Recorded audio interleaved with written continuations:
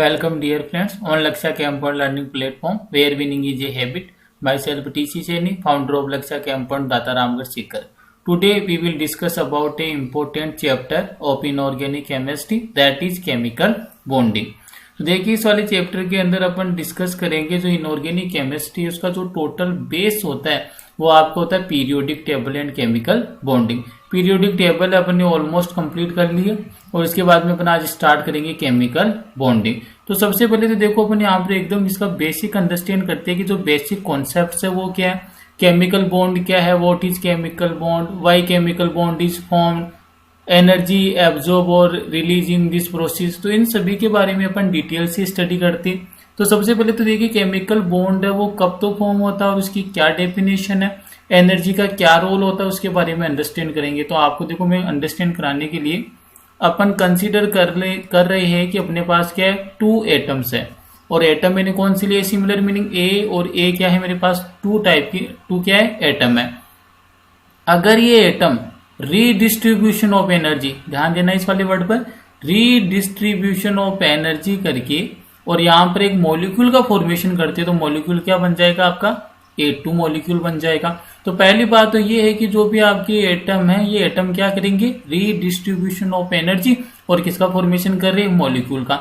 ये मॉलिक्यूल जो A2 molecule है ये कब स्टेबल होगा, ये तभी स्टेबलाइज करेगा जब इस A2 मॉलिक्यूल की एनर्जी इन इंडिविजुअल एटम के कंपैरिजन में क्या होगी, लेस होगी। क्लियर है। जब भी आपके मॉलिक्यूल का फॉर्मेशन होता है उस वाली कंडीशन में ऑलवेज एनर्जी क्या होती है आपके, डिक्रीज होती है। और एक बात आपको ऑलवेज ध्यान रखना है कि जो केमिकल बॉन्ड का जब भी फॉर्मेशन होता है एनर्जी क्या होती है, रिलीज होती है। Meaning in the process of chemical bonding always energy is release. Meaning जब भी आपके केमिकल बॉन्ड का फॉर्मेशन होता है तो केमिकल बॉन्ड का जो फॉर्मेशन है वो कैसी प्रोसेस होती है, keep it in mind, it is the exothermic process. जब भी आपके केमिकल बॉन्ड का फॉर्मेशन होगा उस वाली कंडीशन में ऑलवेज एनर्जी क्या होती है, रिलीज। और एनर्जी रिलीज होती है मीनिंग जहां पर डेल्टा एच की वैल्यू क्या हो जाएगी, नेगेटिव हो जाएगी। क्लियर है। सेकेंड वाली बात क्या है कि जब भी आपके मॉलिक्यूल बनेगा जो भी मॉलिक्यूल है उसकी एनर्जी है वो इंडिविजुअल एटम के कंपैरिजन में क्या होगी, डिक्रीज होगी, तभी क्या होगा, मॉलिक्यूल स्टेबल होगा। तो आपको ये बात भी एक क्लियर कर लेनी चाहिए यहाँ से क्या, कि जब भी केमिकल बॉन्ड का फॉर्मेशन होगा तो एनर्जी क्या होती है, डिक्रीज। तो आपको ये ध्यान रखना है कि जब भी आपके पास केमिकल बॉन्ड का फॉर्मेशन हो रहा है, केमिकल बॉन्ड का फॉर्मेशन होगा तो जब भी केमिकल बॉन्ड का फॉर्मेशन होगा तो एनर्जी तो क्या होती है आपकी, डिक्रीज। तो यहाँ पर मैंने मेंशन कर दिया एनर्जी क्या होगी, डिक्रीज। और जो भी आपका मॉलिक्यूल का फॉर्मेशन होगा उसकी स्टेबिलिटी क्या होती है, इंक्रीज। जो भी मॉलिक्यूल है तो मॉलिक्यूल है और मॉलिक्यूल की जो स्टेबिलिटी है, मॉलिक्यूल की स्टेबिलिटी क्या हो जाएगी, इंक्रीज हो जाएगी। क्लियर है।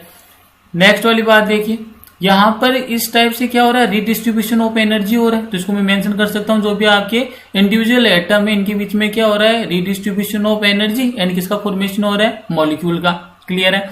तो यहां पर आप ये भी बोल सकते हो कि केमिकल बॉन्डिंग के दौरान during this process atoms convert in molecule. Clear है। नेक्स्ट वाली जो इंपॉर्टेंट स्टेटमेंट आता है कि यहाँ पर जो केमिकल बॉन्डिंग है उसको आप डिफाइन कैसे करोगे, तो इसकी डेफिनेशन ध्यान से सुनना। The electrostatic force of attraction in between the two or more atoms with in the molecule is known as chemical bonding. Meaning chemical bonding में क्या है, जैसे यहाँ पर कंसीडर करो ये वाला ए एटम, ये वाला ए एटम, और इन दोनों एटम को जो आपकी इलेक्ट्रोस्टैटिक फोर्स ऑफ अट्रैक्शन है जो इस मॉलिक्यूल में, मॉलिक्यूल कौन सा है, A2 मॉलिक्यूल को आप कैसे मेंशन कर सकते हो, ए सिंगल बॉन्ड ऐसे। इस मॉलिक्यूल में जो आपके दोनों जो एटम है इसको जो इलेक्ट्रोस्टैटिक फोर्स ऑफ अट्रैक्शन है जो इस मॉलिक्यूल में होल्ड करके रखता है उसी को क्या बोलते हो, केमिकल बॉन्डिंग। एक बार रिपीट कर देता हूं इसकी definition, the electrostatic force of attraction in between the atom with in the molecule is known as chemical bonding. Clear है। अब नेक्स्ट एक अपन को यहाँ पर एक रिलेशन आपको मैं अंडरस्टैंड करा रहा हूँ, ये वाला रिलेशन है टोटल इनऑर्गेनिक केमिस्ट्री में आपके काम में आएगा। तो रिलेशन देखो क्या है, तो ऑलवेज आपको ध्यान रखना है कि बॉन्ड एनर्जी, शॉर्ट में लिख के चल रहा हूँ BE, बॉन्ड एनर्जी है वो इनवर्सली प्रोपोर्शनल होती है किसके, बॉन्ड लेंथ के। क्लियर है। BL का मीनिंग क्या हो गया, बॉन्ड लेंथ। और जो बॉन्ड एनर्जी है वो डायरेक्टली प्रोपोर्शनल होती है आपके स्टेबिलिटी के। मीनिंग जितनी मैक्सिमम बॉन्ड एनर्जी होगी उस वाले मॉलिक्यूल की स्टेबिलिटी उतनी क्या होगी, ग्रेटर होगी, और बॉन्ड लेंथ क्या होगी, उतनी ही डिक्रीज होगी। क्लियर है। और बॉन्ड एनर्जी जितनी ग्रेटर होगी meaning bond energy is directly proportional to bond order, meaning जितना ज्यादा बॉन्ड स्ट्रॉन्ग होगा उतना ही क्या होगा, आपके बॉन्ड ऑर्डर मीनिंग जो इसके बॉन्ड ऑर्डर की वैल्यू भी क्या होगी, ग्रेटर होगी। और बॉन्ड एनर्जी जितनी ग्रेटर है स्टेबिलिटी के डायरेक्टली प्रोपोर्शनल हो गया, बॉन्ड ऑर्डर की क्या हो गया, डायरेक्टली प्रोपोर्शनल हो गया, बॉन्ड लेंथ के क्या हो गया, आपके इनवर्सली प्रोपोर्शनल, कौन सी, बॉन्ड एनर्जी। क्लियर है। तो ये आपको कुछ इनके रिलेशंस है, बॉन्ड एनर्जी है उसका अगर अपन रिलेशन देखें, बॉन्ड लेंथ के साथ किस टाइप से रिलेट करेगा, स्टेबिलिटी के साथ किस टाइप से रिलेट करेगा, और बॉन्ड ऑर्डर के साथ किस टाइप से रिलेट करेगा। तो ये आपको बेसिक जो रिलेशंस है बॉन्ड एनर्जी का ये आना चाहिए कि बॉन्ड लेंथ की तो इनवर्सली प्रोपोर्शनल है, स्टेबिलिटी के डायरेक्टली प्रोपोर्शनल है, और आपकी जो बॉन्ड ऑर्डर है उसके भी क्या होता है, डायरेक्टली प्रोपोर्शनल है। अब आइए अपन स्टार्ट करते हैं केमिकल बॉन्डिंग से। तो आइए देखिए सबसे पहले स्टार्टिंग के अंदर इंट्रोडक्शन के अंदर देखिए पहला स्टेटमेंट है इंट्रोडक्शन का, वो क्या आपको लर्न करवा रहा है। तो देखिए यहाँ पर it is well known fact that except of inert gas, meaning जो केमिस्ट्री उसके अंदर जो इनर्ट गैस मीनिंग जो आपके 18 ग्रुप है जिसको आप नोबल गैस भी बोलते हो, उनके अलावा कोई भी आपका एटम हो वो अपनी इंडिविजुअल फॉर्म के अंदर एग्जिस्टेंस नहीं रखता है, वो किसमें कन्वर्ट होना चाहता है, केमिकल बॉन्ड का फॉर्मेशन करके मॉलिक्यूल में कन्वर्ट होना चाहता है। तो यहाँ पर देखो पहला स्टेटमेंट ही क्या इंपॉर्टेंट स्टेटमेंट है, it is well known that fact that except of inert gases no other element exist as independent, meaning कोई भी आपका ऐसा एलिमेंट नहीं है जिसका एग्जिस्टेंस कैसा हो, इंडिपेंडेंट हो। एटम्स अंडर ऑर्डिनरी कंडीशन, कौन सी कंडीशन की बात करें, अगर अपन ऑर्डिनरी कंडीशन के अंदर देखें तो केवल नोबल गैसेज है जिनका क्या होता है, इंडिपेंडेंट एग्जिस्टेंस होता है, अदरवाइज ऐसा कोई भी एलिमेंट नहीं है जिसका क्या हो, इंडिपेंडेंट एग्जिस्टेंस हो। नेक्स्ट वाला पॉइंट देखिए, most of the element exist as a molecule, meaning जो मैक्सिमम जो एलिमेंट है वो कौन सी फॉर्म के अंदर एग्जिस्ट करते हैं, मॉलिक्यूल की फॉर्म में क्या करते हैं, एग्जिस्ट करते हैं। Which are cluster of atoms, और जो मॉलिक्यूल क्या होता है, cluster of atom. How do atoms combine to form molecule and why do atom form bond, such doubts will be discussed in this chapter. Meaning इस वाले chapter में अपन ये discuss करेंगे कि जो एटम है उन्होंने कंबाइन कर मॉलिक्यूल का फॉर्मेशन क्यों किया, और जो एटम के बीच में जो केमिकल बॉन्ड का फॉर्मेशन क्यों हुआ, तो इससे रिलेटेड जितने भी आपके कंफ्यूजन है वो क्लियर हो जाएंगे। नेक्स्ट वाला स्टेटमेंट देखिए, a molecule will only be formed if it is more stable and has a lower energy than the individual atom, जो भी आपके इंडिविजुअल जो एटम है अगर उसके कंपैरिजन में मॉलिक्यूल तभी आपका स्टेबलाइज कर पाएगा जब मॉलिक्यूल की एनर्जी तो क्या हो, लोअर एनर्जी हो, और स्टेबिलिटी क्या हो, मैक्सिमम स्टेबिलिटी हो। ये रिलेशन देखो पिछली वाली जो प्रीवियस स्लाइड में मैंने कंसीडर करवा दिया था, मीनिंग जो केमिकल बॉन्ड बनेगा तो एनर्जी क्या होगी, डिक्रीज, और एनर्जी डिक्रीज होगी तो आपके मॉलिक्यूल की स्टेबिलिटी क्या होगी, इंक्रीज होगी। मीनिंग जो भी एटम है इन एटम के कंपैरिजन में इस मॉलिक्यूल की जो एनर्जी तो क्या होनी चाहिए, लोअर, और स्टेबिलिटी क्या होनी चाहिए, हायर, तभी किसका फॉर्मेशन होगा, केमिकल बॉन्ड का। अब देखो नेक्स्ट वाली डेफिनेशन देखते हैं, इसको किस टाइप से डिफाइन किया है, chemical bond, a force that act between two or more atom to hold them together as a stable molecule. Clear है। सेकेंड वाला statement, it is union of two or more atom involving redistribution of energy, redistribution of electron among them, meaning यहाँ पर क्या होता है, जो भी आपके एटम्स है वो क्या करते हैं, रीडिस्ट्रीब्यूशन ऑफ इलेक्ट्रॉन, या तो इलेक्ट्रॉन की शेयरिंग करते हैं, इलेक्ट्रॉन का डोनेशन करते हैं, इलेक्ट्रॉन को गेन करते हैं, मीनिंग रीडिस्ट्रीब्यूशन करेंगे इलेक्ट्रॉन का। क्लियर है। थर्ड वाला स्टेटमेंट देखो, दिस प्रोसेस, अब देखो इस प्रोसेस के दौरान, during this process decrease in energy takes place, meaning यहाँ पर जब भी केमिकल बॉन्ड का फॉर्मेशन होगा तो ऑलवेज क्या होगा, एनर्जी में क्या होगा, डिक्रीज होगा। एनर्जी में डिक्रीज का मीनिंग क्या है, डेल्टा एच है उसकी वैल्यू क्या हो जाएगी आपके नेगेटिव। प्रोसेस कौन सी हो जाएगी, एक्सोथर्मिक प्रोसेस। नेक्स्ट देखो, डिक्रीज इन एनर्जी, मीनिंग जो भी आपके एनर्जी में डिक्रीज होगा is directly proportional to strength of the bond, meaning क्या हो जाएगा, as well as energy decrease then strength of bond will be increases. Meaning अगर आप बॉन्ड की स्ट्रेंथ की बात करें और इसको एनर्जी से रिलेट करें तो दोनों कैसे होती है आपकी, जैसे क्या होता है, directly proportional, meaning as well as energy decreases then strength of bond also increases. Meaning आप देखो इसको इस स्लाइड से आप रिलेट कर सकते हो, बॉन्ड ऑर्डर उतना ही ग्रेटर देन होगा, मीनिंग जो भी आपके बॉन्ड स्ट्रेंथ है, bond energy is directly proportional to bond strength. ये वाला यहाँ पर एडजस्टमेंट कर सकते हो, क्लियर है। जो भी आपके बॉन्ड ऑर्डर है वो क्या होता है, आपके बॉन्ड स्ट्रेंथ, इसके भी क्या होता है, डायरेक्टली प्रोपोर्शनल होता है। तो ये ध्यान रखना है। ये नेक्स्ट वाला स्टेटमेंट देखिए, therefore molecules are more stable than atom. और इसीलिए क्या होता है, आपके जो भी मॉलिक्यूल होते हैं वो एटम के कंपैरिजन में क्या होता है, स्टेबिलिटी ग्रेटर है। और इसका रीजन क्या है, रीजन इसने पहले मेंशन कर दिया, क्योंकि मॉलिक्यूल होता है उसकी एनर्जी तो क्या होती है, लोअर एनर्जी, और स्टेबिलिटी मैक्सिमम। देखो ये रहा, अगर लोअर एनर्जी है तो उसकी स्टेबिलिटी भी क्या होगी, मैक्सिमम होगी।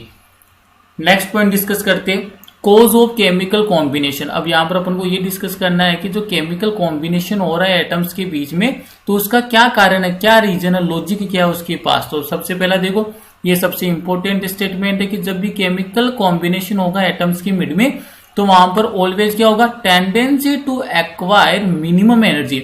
मीनिंग जब भी आपका मॉलिक्यूल का फॉर्मेशन होगा तो मॉलिक्यूल का फॉर्मेशन तभी होगा जब उसकी टेंडेंसी क्या होगी, मिनिमम एनर्जी को एक्वायर करने की। क्लियर है। अब यहाँ पर एक ग्राफ बनाया हुआ है, ग्राफ को समझिए। यहाँ पर तो ये तो क्या हो गया, आपके इंटर न्यूक्लियर डिस्टेंस। पहली बात तो ये देखिए, ये ग्राफ है किस किस के मिड में प्लॉट किया गया। तो ये आपके एक तो हो गया एक्स एक्सिस पर, तो वाई एक्सिस पर तो कौन सा हो गया, दोनों एक्सिस है, एक तो आपके एक्स एक्सिस और सेकंड वाली कौन सी, वाई एक्सिस। क्लियर है। तो यहाँ पर जो आपके एक्स एक्सिस, अगर मैं इसको कंसीडर कर रहा हूँ और इसको क्या कंसीडर कर रहा हूँ मैं, वाई एक्सिस। क्लियर है। तो एक्स एक्सिस पर तो मैंने किसको मेंटेन किया, यहाँ पर इंटर न्यूक्लियर डिस्टेंस, और वाई एक्सिस पर मैंने कौन सा लिया है, एनर्जी। और एनर्जी किस में लिया, मैंने किलो जूल पर मोल में। अब इसको अच्छे से अंडरस्टैंड करते, ये देखो मैंने दो एटम कंसीडर कर लिया, जैसे ये वाला भी मैंने क्या कंसीडर कर लिया, ए, और सेकेंड वाला भी क्या कंसीडर कर लिया, ए। जब इनके मिड में देखो डिस्टेंस क्या है, बहुत ज्यादा, तो किसी भी टाइप का रीडिस्ट्रीब्यूशन ऑफ इलेक्ट्रॉन नहीं हो रहा है। लेकिन जैसे जैसे मैं इन दोनों के बीच की डिस्टेंस कम करता जा रहा हूँ, क्लियर है, या अगर इस साइड आ रहा हूं तो डिस्टेंस क्या होगी, डिक्रीज, और इस साइड जाऊंगा तो डिस्टेंस क्या हो जाएगी, इंक्रीज हो जाएगी। तो जैसे जैसे अगर मैं इन दोनों के बीच में डिस्टेंस क्या कर रहा हूँ, डिक्रीज कर रहा हूं, तो इनके बीच में क्या होने लगा, इलेक्ट्रॉन का डिस्ट्रीब्यूशन।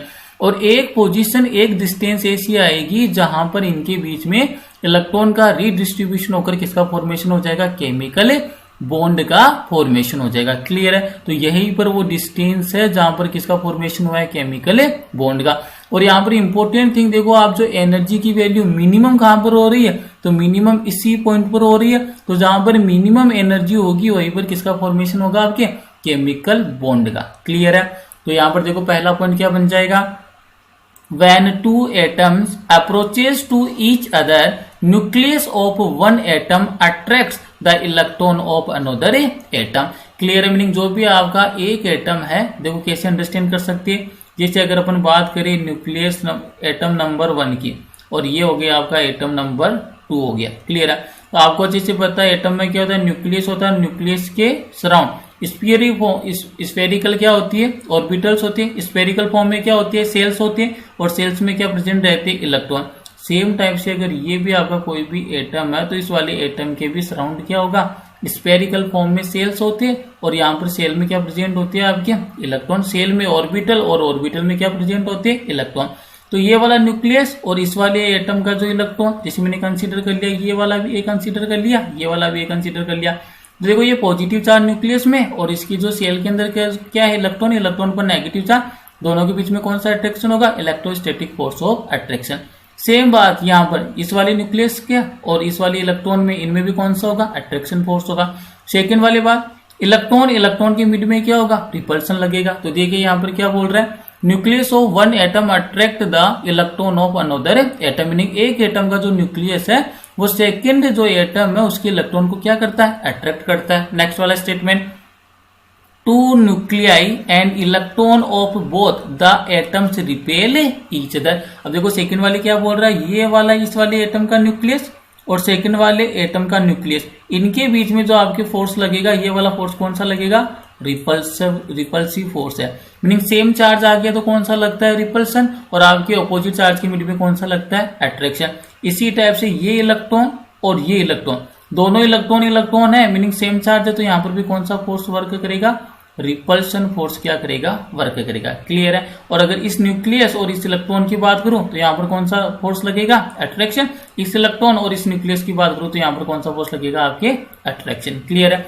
नेक्स्ट वाला देखो, if net result is attraction, the total energy of the system meaning molecule decrease and a chemical bond is formed। Meaning अगर मान लीजिए यहाँ पर जो दोनों के बीच में रीडिस्ट्रीब्यूशन ऑफ एनर्जी हो रहा है, अट्रैक्शन भी लग रहा है, रिपल्शन भी लग रहा है, लेकिन डोमिनेट कौन कर जाता है, अगर अट्रैक्शन की जो आपके अट्रैक्टिव फोर्स है उसका मैग्नीट्यूड अगर हाई है किसके कंपैरिजन में, रिपल्सिव फोर्स के कंपैरिजन में, तो उस कंडीशन में किसका फॉर्मेशन हो जाता है, आपके केमिकल बॉन्ड का फॉर्मेशन हो जाता है। क्लियर है। तो यहां पर देखो एक स्टेटमेंट बना दिया, attraction is inversely proportional to energy. Clear है। मीनिंग जितना मैक्सिमम अट्रैक्शन होगा उतनी लोअर क्या होगी, एनर्जी होगी। और अपन को इजीली पता है कि जितनी लोअर एनर्जी होगी उसकी स्टेबिलिटी उतनी क्या होगी, ग्रेटर होगी।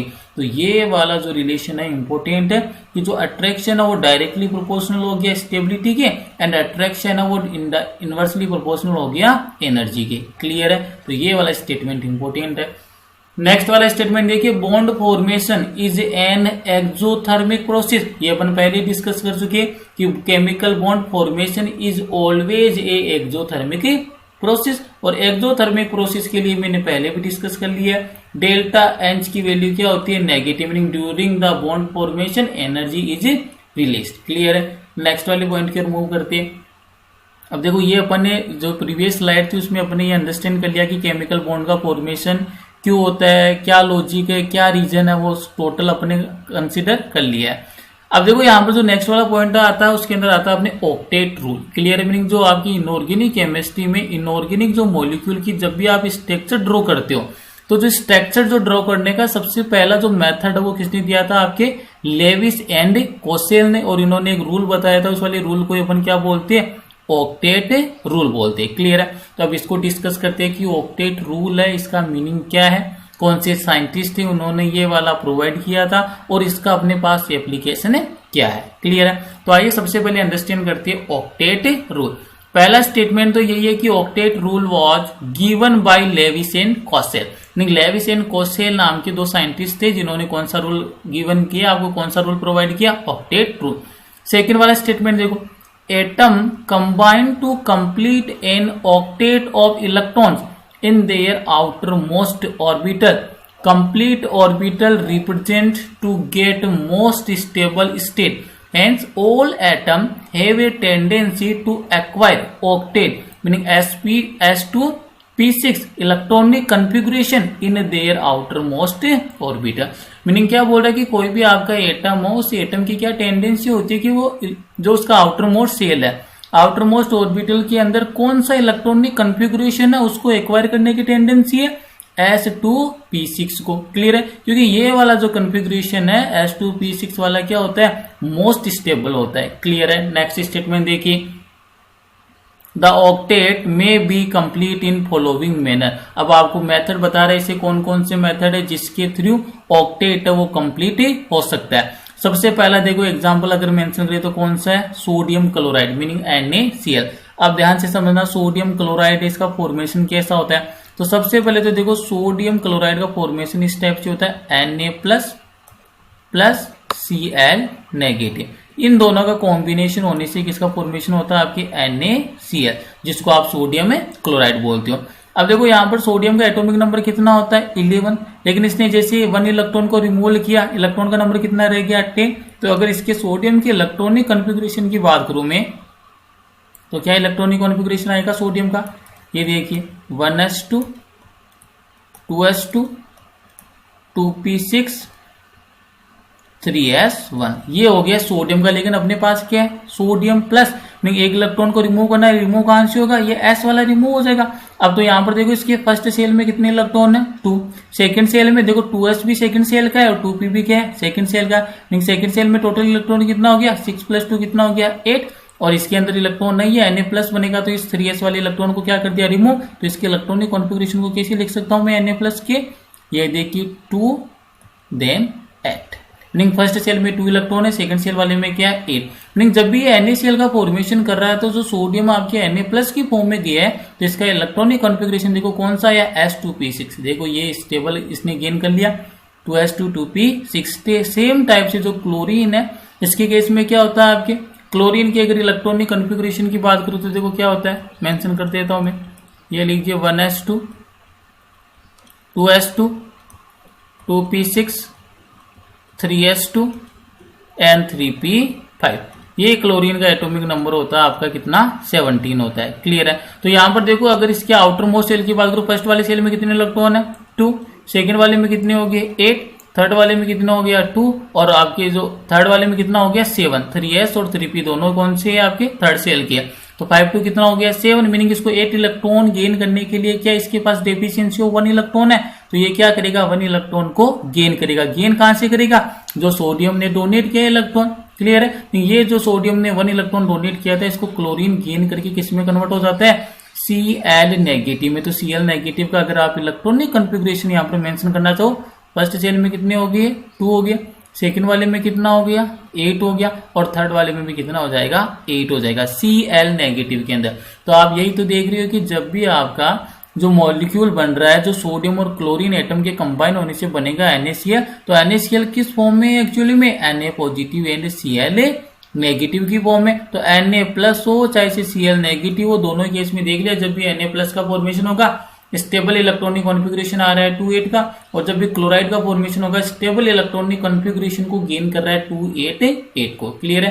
तो इसीलिए क्या हो रहा है कि यहाँ पर एक सोडियम है वो तो क्या कर रहा है डोनेशन ऑफ इलेक्ट्रॉन, और क्लोरीन क्या कर रहा है gaining of electron. Meaning sodium है वो इलेक्ट्रॉन को डोनेट करके आउटर मोस्ट ऑर्बिटल के अंदर कौन सा इलेक्ट्रॉनिक कॉन्फ़िगरेशन गेन कर रहा है S2p6 वाला, और क्लोरीन है वो इलेक्ट्रॉन को गेन करके कौन सा कर रहा है S2p6 वाला। क्लियर है।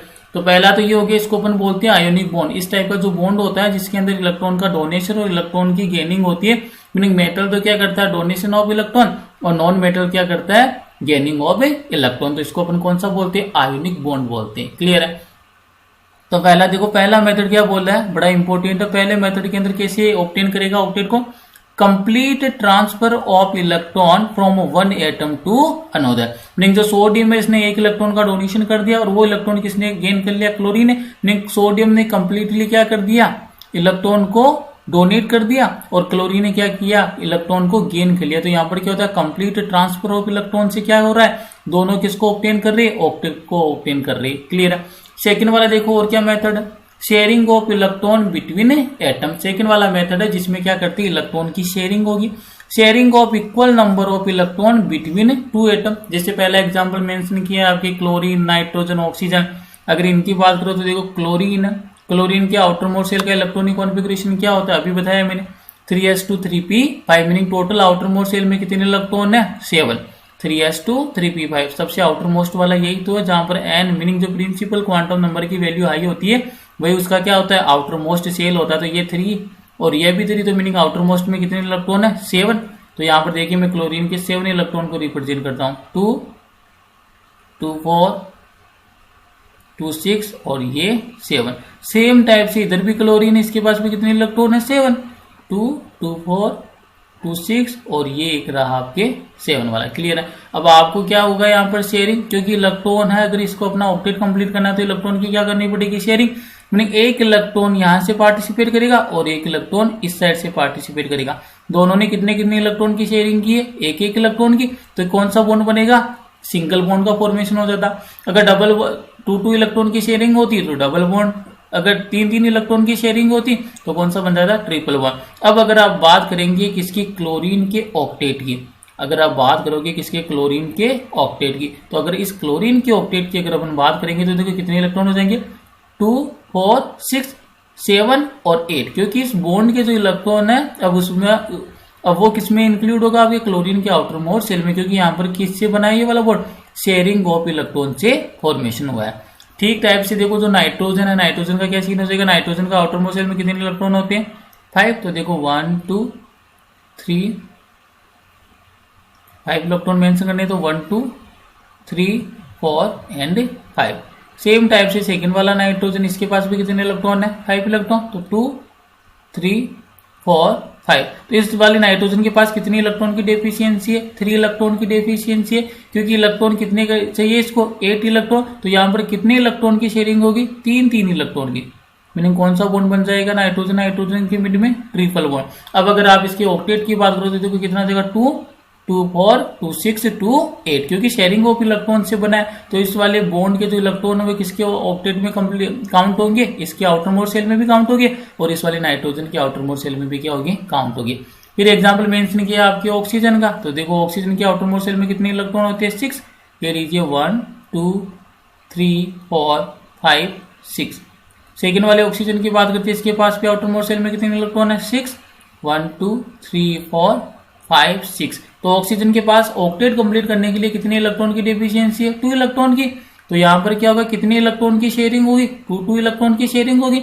जब यहाँ पर 2 इलेक्ट्रॉन की शेयरिंग होगी तो कौन सा बॉन्ड का फॉर्मेशन हो जाएगा, डबल बॉन्ड का फॉर्मेशन हो जाएगा। क्लियर है। अब अगर इसके ऑक्टेट की बात करूं तो देखो 2 2 4 2 6 2 8 इलेक्ट्रॉन, इसका भी ऑक्टेट कंप्लीट हो गया और इस वाले ऑक्सीजन का भी इलेक्ट्रॉन क्या हो गया, आउटर मोस्ट शेल है उसका भी ऑक्टेट क्या हो गया, कंप्लीट हो गया। क्लियर है। नेक्स्ट वाला एग्जांपल देखिए, sharing of electron pair given by only one atom. तीसरा जो आपके मेथड बता रहा है उसके अंदर केवल एक ही एटम है, वो क्या करता है, इलेक्ट्रॉन पेयर है, इलेक्ट्रॉन पेयर उसकी क्या करेगा, शेयरिंग करेगा। जैसे यहाँ पर बात करते हैं अपन अमोनिया और प्रोटॉन की, तो यहाँ पर देखिए किस टाइप से रिएक्शन होती है ये वाली। अमोनिया का मीनिंग क्या हो गया, NH3। क्लियर है। और साथ में किसके साथ है, प्रोटॉन। और आपको अच्छे से पता है कि जो प्रोटॉन है उसके पास इलेक्ट्रॉन का नंबर कितना है 0, क्योंकि हाइड्रोजन के आउटर मोस्ट शेल में कितना इलेक्ट्रॉन होता है, अगर प्रोटॉन का फॉर्मेशन होगा मीनिंग उस इलेक्ट्रॉन का क्या कर दिया, डोनेशन, किसका फॉर्मेशन हो गया, H+ का। तो यहाँ पर इसका क्या है, इसके पास इलेक्ट्रॉन का नंबर कितना है 0। और आपको always keep it in mind, hydrogen follow doublet rule and S and P block element follow octet rule. नहीं, S और P ब्लॉक के जितने भी एलिमेंट है वो ऑक्टेट रूल को फॉलो करेंगे, जबकि आपका हाइड्रोजन वो कौन से रूल को फॉलो करता है, डबलेट रूल। मीनिंग इसके आउटर मोस्ट शेल में कितने इलेक्ट्रॉन होने चाहिए, 2 इलेक्ट्रॉन। इस वाली कंडीशन में कितने, 0। तो देखो यहाँ पर क्या सीन क्रिएट होगा, जो नाइट्रोजन है इस नाइट्रोजन का ऑक्टेट कंप्लीट है, पहली बात हो, क्योंकि देखो कितने इलेक्ट्रॉन है 2 और 3 यहाँ से पार्टिसिपेट कर रहे हैं बॉन्ड में हाइड्रोजन के साथ। तो यहाँ पे कितना हो गया 2 4 6 और ये क्या हो गया 2 8। मीनिंग जो नाइट्रोजन है इसका ऑक्टेट कंप्लीट है, लेकिन इस हाइड्रोजन का ऑक्टेट डबलेट कंप्लीट करने के लिए क्या करेगा, जो नाइट्रोजन है अपने लोन पेयर को किसमें डोनेट कर देगा, जो आपका प्रोटॉन है इसके वेकेंट ऑर्बिटल में। मीनिंग यहाँ पर जो बॉन्ड बन रहा है इस वाले बॉन्ड को बोलेंगे अपन कोऑर्डिनेशन बॉन्ड। अभी जो नेक्स्ट वाली जो अपन लेक्चर होगा उसके अंदर टाइप्स ऑफ बॉन्ड देखेंगे, वहां पर कोवलेंट बॉन्ड क्या होता है, आयोनिक बॉन्ड क्या है, कोऑर्डिनेशन बॉन्ड क्या है, कौन सा स्ट्रॉन्ग बॉन्ड है, कौन सा वीक बॉन्ड है, इसके बारे में अपन डिटेल से स्टडी करेंगे। अभी के लिए आपको ये ध्यान रखना है कि अगर कोई एटम इलेक्ट्रॉन पेयर को क्या कर रहा है, ओनली वन एटम है वो इलेक्ट्रॉन पेयर को शेयर करके बॉन्ड का फॉर्मेशन करता है, तो वो वाला बॉन्ड कौन सा होता है, कोऑर्डिनेट बॉन्ड होता है। तो इसको कौन सा बॉन्ड बोलूंगा मैं, कोऑर्डिनेट बॉन्ड बोल दिया। क्लियर है। नेक्स्ट वाला पॉइंट देखिए, ये तो आपने अंडरस्टैंड कर लिया। अब यहाँ पर जो आपकी कुछ एग्जाम्पल मेंशन कर रखी है वो क्या, एक्सेप्शन ऑफ ऑक्टेट रूल। नहीं, ये अब कुछ ऐसे एग्जाम्पल है जो क्या करेंगे, ऑक्टेट रूल को फॉलो नहीं करेंगे। मीनिंग क्या है, उसके एक्सेप्शन है। अब अगर बात करें, क्योंकि पीरियोडिक टेबल में अपन ने इलेक्ट्रॉनिक कॉन्फ़िगरेशन फिल करना सीख रखा है, जैसे बात करेंगे अपन क्रोमियम +3 की। अब यहाँ पर जो भी ये हेडिंग आ रही है आपके 1 2 3, ये किसके एग्जाम्पल है, आपके एक्सेप्शन ऑफ ऑक्टेट रूल। ऐसे आपके कंपाउंड, ऐसे आयंस, ऐसे एटम जो आपके ऑक्टेट रूल को फॉलो नहीं करते, मीनिंग उसका क्या करते हैं, वायलेशन कर दिया। तो पहला एग्जाम्पल अगर अपन बात करते हैं कौन सा, क्रोमियम +3। ये लीजिए क्रोमियम +3। आपको पता है क्रोमियम का एटॉमिक नंबर कितना होता है, 24। आउटर मोस्ट शेल के इलेक्ट्रॉनिक कॉन्फ़िगरेशन की बात करूं तो मैं कितना हो जाएगा इसका, 3d5 और 4s1 होता है। कौन सी फॉर्म में, जब ये क्या हो आपका, जब यहाँ पर क्या हो, केवल क्रोमियम हो। क्लियर है। यहाँ पर कौन सा दे रखा है, क्रोमियम +3 की बात करनी है अपन को, तो ये लीजिए क्रोमियम +3 कितने इलेक्ट्रॉन का डोनेशन करेगा, 3 इलेक्ट्रॉन का। तो एक इलेक्ट्रॉन तो कहां से चला गया, S से, और 2 इलेक्ट्रॉन कहां से चले गए, D से। तो इसका इलेक्ट्रॉनिक कॉन्फ़िगरेशन क्या बनेगा, 3d3 4s0। क्लियर है। तो यहां पर अगर इसका मैं टोटल इलेक्ट्रॉनिक कॉन्फ़िगरेशन राइट करूं क्रोमियम +3 का, तो देखो क्या हो जाएगा इसका complete electronic configuration, 1s2 2s2 2p6 3s2 3p6 3d3 and 4s0। 0। Count कर लीजिए कितना इलेक्ट्रॉन हो जाएगा, क्योंकि इसके पास 24 इलेक्ट्रॉन होने चाहिए थे, 3 इलेक्ट्रॉन का डोनेशन कर दिया, तो अब इलेक्ट्रॉन का नंबर कितना रहना चाहिए 21। तो काउंट कीजिए 2, 2 4 6 10, 2 12 है, 12 है 6 कितना हो गया 18, और 18 और 3 कितना हो गया 21 हो गया। नहीं, इसके बाद इलेक्ट्रॉन का नंबर कितना आ गया 21। अब अगर आपको बोले कि इसके इलेक्ट्रॉन है, इसके इलेक्ट्रॉनिक कॉन्फ़िगरेशन को मेंशन कीजिए, तो कैसे मेंशन करना है? देखो फर्स्ट वाले में कितने इलेक्ट्रॉन है 2, फर्स्ट वाला सेल यही तो है 1s। सेकंड वाला कौन सा हो गया 2s एंड 2p हो गया। थर्ड वाला कौन सा हो गया 3s 3p एंड 3d हो गया। तो यहाँ पर मेंशन कीजिए कितना हो गया। फर्स्ट वाले सेल में कितने इलेक्ट्रॉन है 2 इलेक्ट्रॉन। सेकंड वाले सेल में कितने इलेक्ट्रॉन हो गए 6 + 2 कितना हो गया 8 इलेक्ट्रॉन। और थर्ड वाले अगर सेल की बात करता हूं तो s भी है, p भी है और 3d भी है। तो 6 + 2 8 और 8 + 3 कितना हो गया 11। तो इसका अगर अपन बात करें किसकी क्रोमियम +3 की, तो इसके आउटर मोस्ट सेल में कितना इलेक्ट्रॉन आ रहा है 11, मीनिंग ये ऑक्टेट रूल को फॉलो नहीं कर रहा है। और वैसे भी आपको डायरेक्ट पता चल जाएगा कि जो डी ब्लॉक के एलिमेंट है वो ऑक्टेट रूल को फॉलो नहीं करते। डायरेक्ट ये ध्यान रखना, आपको मैं ट्रिक बता देता हूँ कौन से आपके ऑक्टेट रूल को फॉलो करेंगे और कौन से आपके ऑक्टेट रूल को फॉलो नहीं करेंगे। तो हमेशा ध्यान रखना, हाइड्रोजन है आपका ऑलवेज कौन से रूल को फॉलो करेगा, ये डबलेट रूल को। मीनिंग हाइड्रोजन के आउटर मोस्ट सेल में वैलेंस सेल के अंदर कितने इलेक्ट्रॉन हो जाते हैं, जब 2 इलेक्ट्रॉन हो जाती है तो ये क्या हो जाता है स्टेबल हो जाता है। तो हाइड्रोजन तो किसको फॉलो करता है डबलेट को। इसके अलावा आपके एस एंड पी ब्लॉक के element, S and P block elements, जितने भी आपके एलिमेंट है जो आपके बिलोंग करते हैं एस एंड पी ब्लॉक से, ये वाले फॉलो करते हैं आपके ऑक्टेट रूल को। मीनिंग ये तभी स्टेबलाइज होते हैं जब इनके आउटर मोस्ट सेल में कितने इलेक्ट्रॉन हो 8 इलेक्ट्रॉन हो। मीनिंग जो एस एंड पी ब्लॉक के एलिमेंट है ये तो किसको कौन से रूल को फॉलो करते हैं ऑक्टेट रूल को। हाइड्रोजन कौन से रूल को फॉलो करता है डबलेट रूल को। क्लियर है। और जो भी आपके इनर्ट गैस मीनिंग जो डी ब्लॉक के एलिमेंट है वो जनरली ऑक्टेट रूल को फॉलो नहीं करते। क्लियर है यहाँ पे। अब सेकंड वाला देखो, तो ट्रांजिशन जो मेटल आयन है, जितने भी आपके ट्रांजिशन मेटल आयन है वो आपके ऑक्टेट रूल को फॉलो नहीं करते। एग्जांपल देख लिया अपन ने। सेकंड वाला देखो pseudo inert gas configuration, meaning ये क्या है pseudo inert gas electronic configuration. बात की इसने किसकी जिंक +2 की। क्लियर है। तो जिंक +2 का एटॉमिक नंबर कितना होता है जिंक का 30 होता है। +2 मीनिंग 2 इलेक्ट्रॉन का क्या कर दिया डोनेशन कर दिया।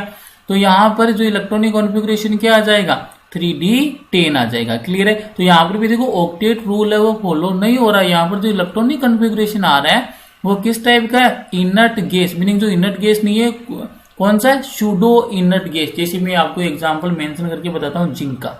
अगर अपन बात करें किसकी जिंक की, तो जिंक है इसका एटॉमिक नंबर होता है कितना 30।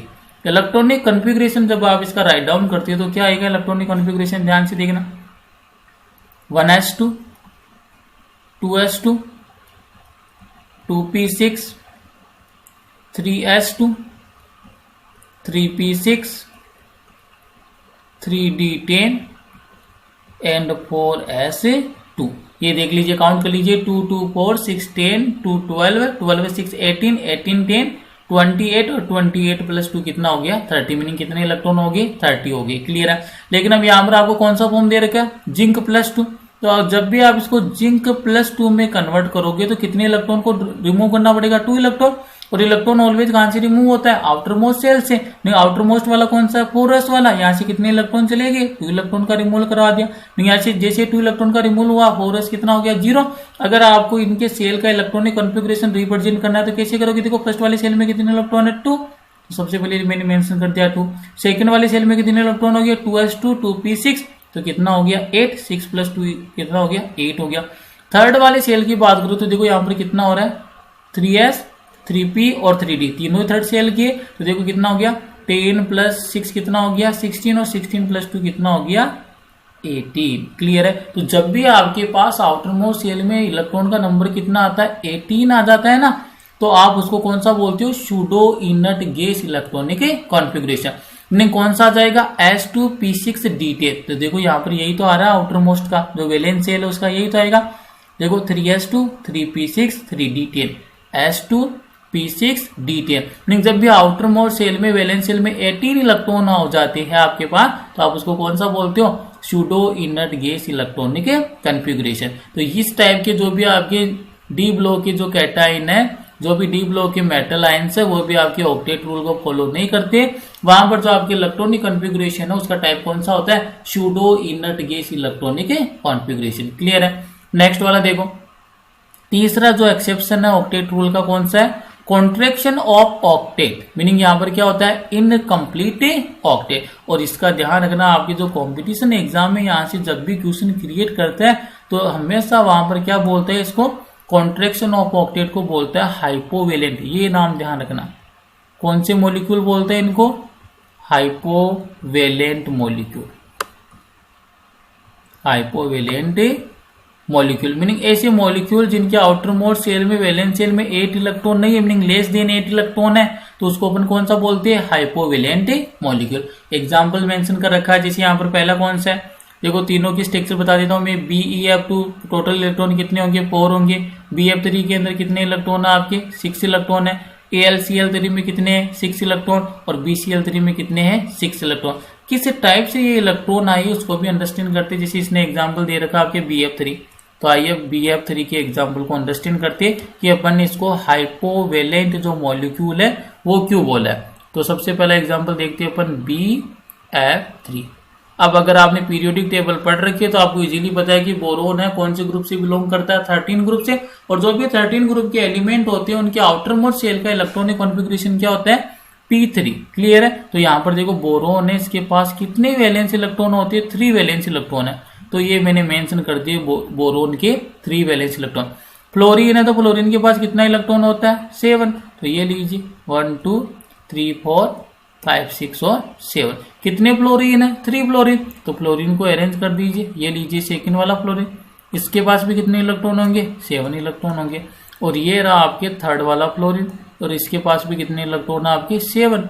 तो यहाँ पर भी मैंने कितने मेंशन कर दिए, 7 इलेक्ट्रॉन मेंशन कर दिए। अब देखो यहाँ पर क्या होगा, बॉन्ड का फॉर्मेशन होगा। कौन सा बॉन्ड बनेगा, शेयरिंग ऑफ इलेक्ट्रॉन।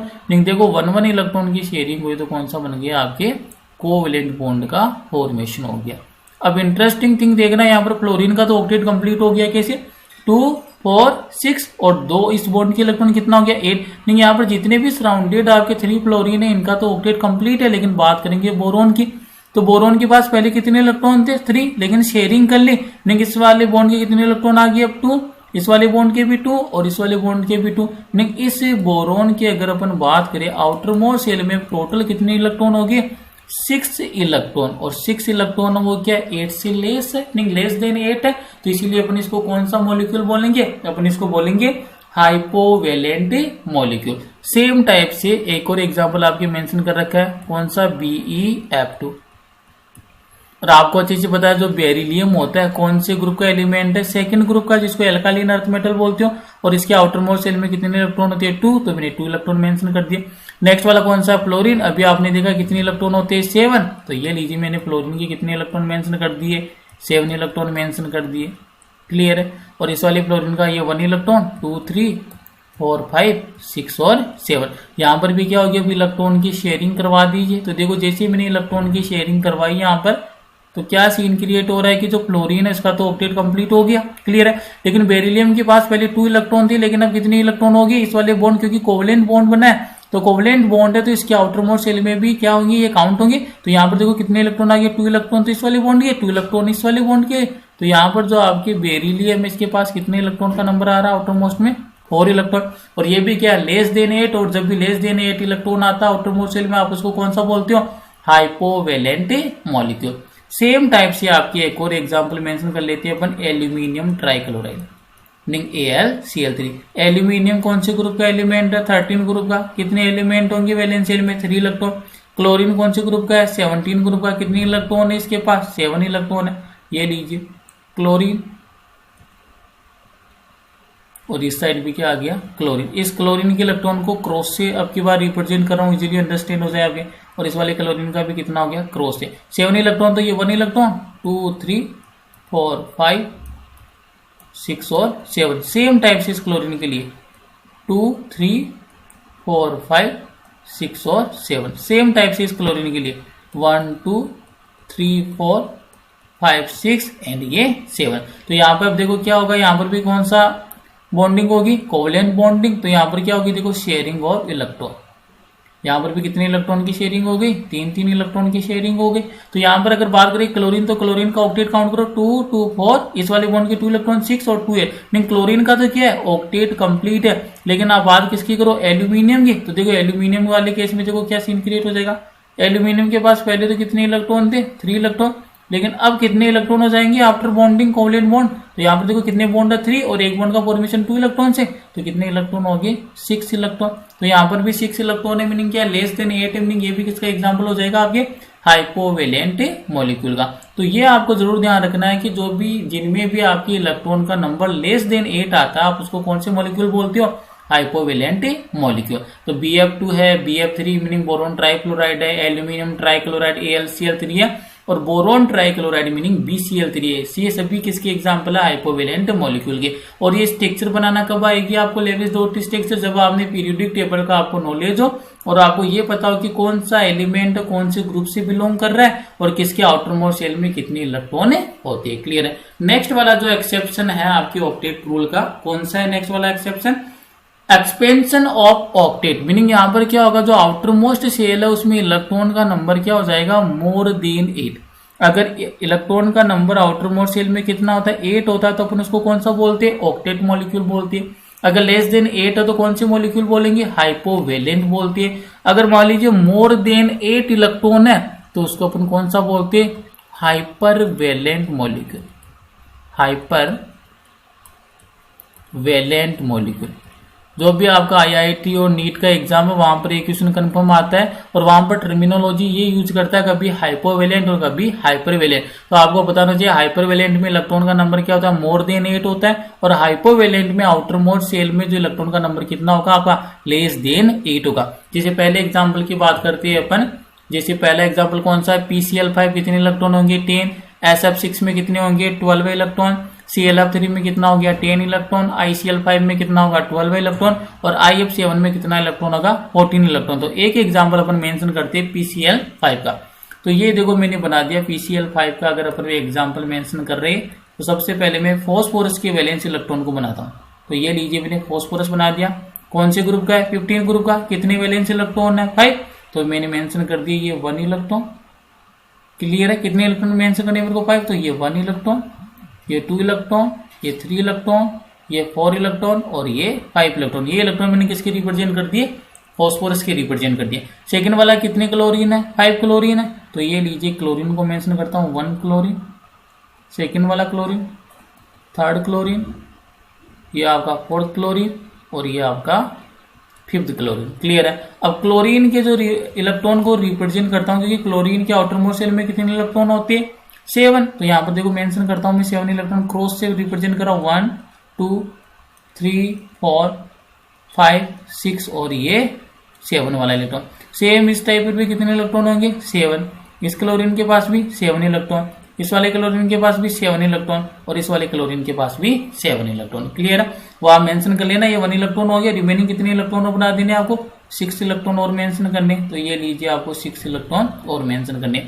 इसी टाइप से इस वाली क्लोरीन, एवरी क्लोरीन पर कितने इलेक्ट्रॉन है, 6, टोटल इलेक्ट्रॉन कितना है, 7। अब देखो यहाँ पर भी क्या होगा, क्योंकि फॉस्फोरस और क्लोरीन दोनों ही क्या होती है, नॉन मेटल, और नॉन मेटल के बीच में कौन सी बॉन्डिंग होती है, कोवलेंट बॉन्डिंग। अभी अपन आगे देखेंगे कोवलेंट बॉन्डिंग है उसके लिए क्या कंडीशन है, क्या क्राइटेरिया है, आयोनिक बॉन्ड के लिए क्या क्राइटेरिया और कोऑर्डिनेशन बॉन्ड के लिए क्या क्राइटेरिया है। क्लियर है। तो यहाँ पर देखो, अगर मैं शेयरिंग ऑफ इलेक्ट्रॉन की बात करता हूं तो ये शेयरिंग हो गई, 1 इलेक्ट्रॉन की शेयरिंग हो रही है तो क्या बनेगा, सिंगल बॉन्ड बन जाएगा। तो यहाँ पर लीजिए कितने सिंगल बॉन्ड बन गए आपके पास, 5 सिंगल बॉन्ड का फॉर्मेशन हो गया।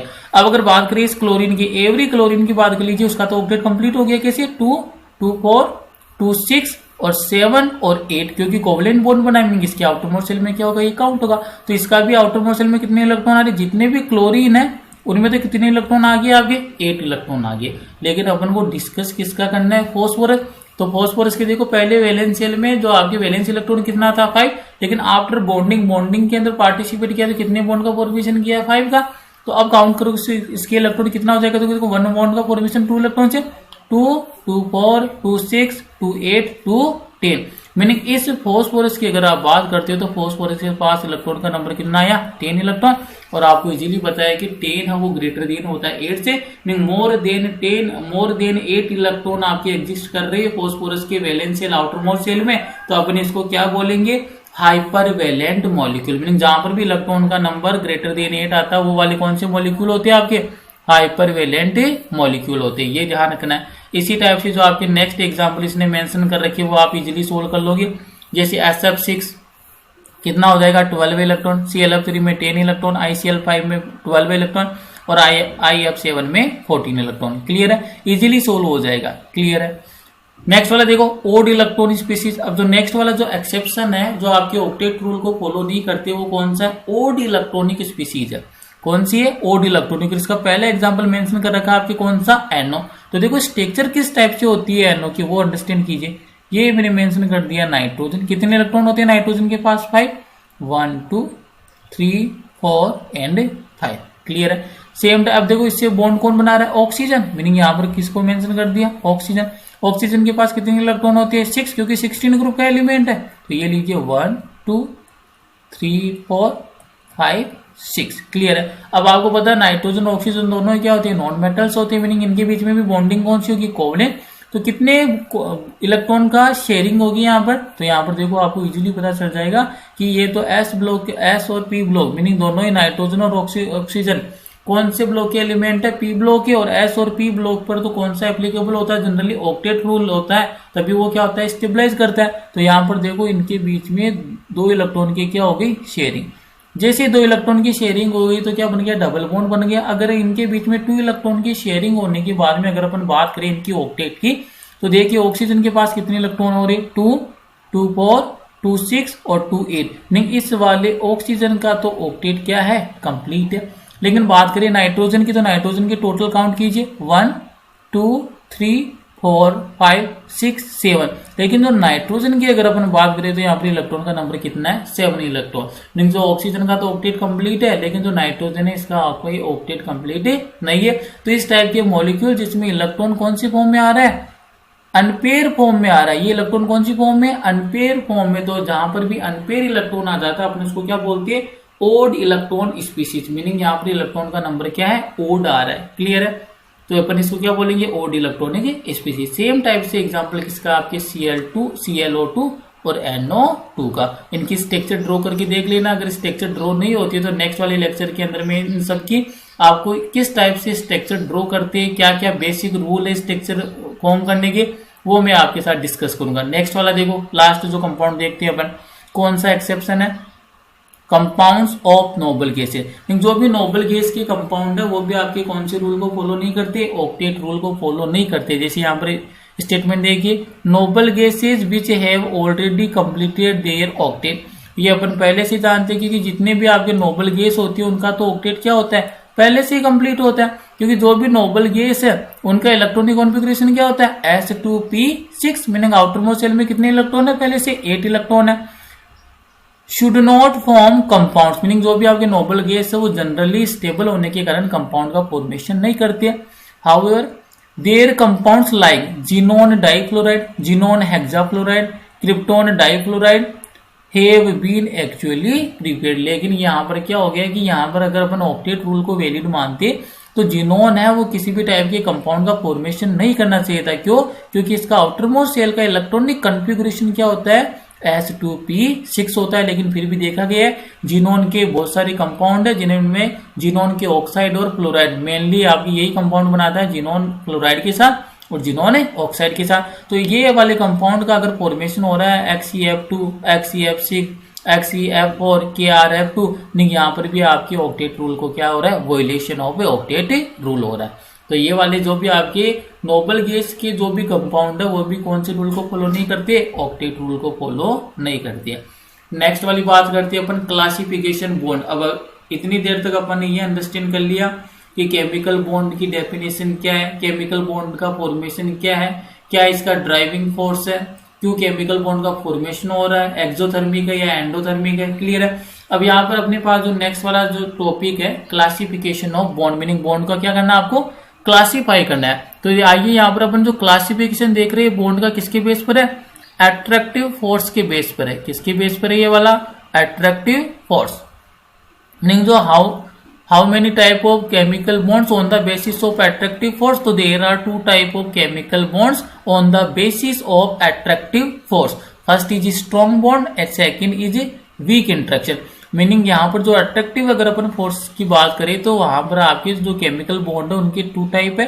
पहला वाला स्ट्रॉन्ग इंट्रैक्शन वाला और सेकंड वाला हो गया वीक इंट्रैक्शन वाला। स्ट्रॉन्ग इंट्रैक्शन होगा तो कौन से बॉन्ड का फॉर्मेशन होगा? स्ट्रॉन्ग बॉन्ड का। वीक इंट्रैक्शन हो रहा है तो कौन से बॉन्ड का फॉर्मेशन हो जाएगा? वीक इंट्रैक्शन का। अब इनको फर्दर डिवाइड किया है, फर्दर कैटेगराइज किया है। स्ट्रॉन्ग बॉन्ड उनके कितने टाइप है? तो स्ट्रॉन्ग बॉन्ड के टाइप देखो, पहला तो कौन सा हो गया आपके? आयोनिक बॉन्ड हो गया। सेकंड कौन सा हो गया? कोवलेंट बॉन्ड हो गया। थर्ड वाला कौन सा हो गया? कोऑर्डिनेट बॉन्ड हो गया। और फोर्थ वाला कौन सा हो गया? Metallic bond. नहीं, ये 4 टाइप में और आगे जाकर फर्दर डिवाइड कर दिया स्ट्रॉन्ग बॉन्ड को। First is ionic bond, second is covalent bond, third is coordinate bond and fourth is metallic bond. Weak interaction की बात करें, मीनिंग वीक बॉन्ड की बात करें तो इनको भी फर्दर कैटेगराइज किया गया। इनके अंदर पहली कैटेगरी में आएगा आपका हाइड्रोजन बॉन्ड और सेकंड कैटेगरी में आएगा आपके वॉन डेर वाल इंट्रैक्शन। तो यहाँ पर अब जो अपना नेक्स्ट लेक्चर होगा उसके अंदर अपन देखेंगे ionic bond, covalent bond, coordinate bond, metallic bond, hydrogen bond and van der Waals interaction. इनके लिए क्या क्राइटेरिया है, कब तो आयोनिक बॉन्ड का फॉर्मेशन होगा, कब कोवलेंट बॉन्ड का फॉर्मेशन होगा और कब आपके कोऑर्डिनेट और मेटेलिक बॉन्ड का फॉर्मेशन होगा, और क्या क्या कंडीशन है जो इस टाइप के बॉन्डिंग को क्या करेगी? सपोर्ट करेगी। तो उनके बारे में जो नेक्स्ट वाली लेक्चर है उसमें अपन टोटली इसको डिस्कस करेंगे। अगर वीडियो अच्छा लगा तो वीडियो को लाइक कीजिए, कमेंट कीजिए, अपने क्लासमेट और फ्रेंड्स के साथ चैनल को शेयर कीजिए। अगर चैनल सब्सक्राइब नहीं करके रखा है तो चैनल को सब्सक्राइब कीजिए, तो जैसे ही नया वीडियो आता है आपके पास उसकी तुरंत नोटिफिकेशन आ जाए। Thank you.